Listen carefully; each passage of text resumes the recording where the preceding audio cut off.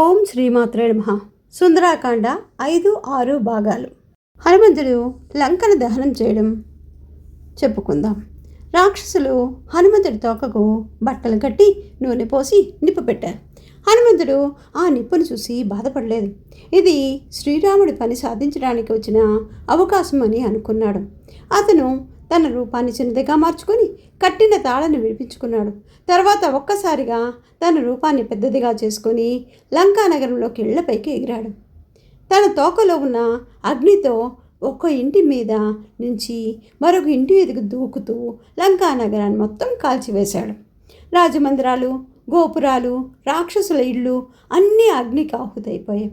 లంక మొత్తం అగ్నిజ్వాలతో మండిపోతూ ఉండగా రాక్షసుల భయంతో పరుగులు తీశారు. ఆ తర్వాత హనుమంతుడు సముద్రం దగ్గరికి వెళ్ళి తన తోకలోని అగ్నిని నీటితో ఆర్పేశాడు. తర్వాత మళ్ళీ అశోక వాటికి వెళ్ళి సీతామాతకు నమస్కరించి ఇలా అన్నాడు: అమ్మా, నేను శ్రీరాముడికి మీ సమాచారాన్ని చెప్పడానికి తిరిగి వెళ్తున్నాను. త్వరలో శ్రీరాముడు రావణుడిపై యుద్ధం చేసి మిమ్మల్ని తీసుకెళ్తాడు.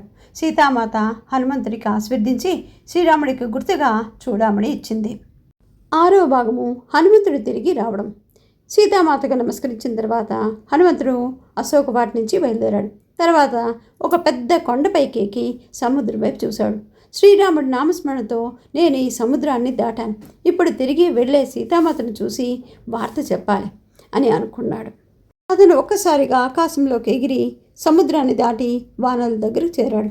అక్కడ అంగదుడు, జాంబవంతుడు మరియు ఇతర వానరులు హనుమంతుని చూసి చాలా సంతోషించారు.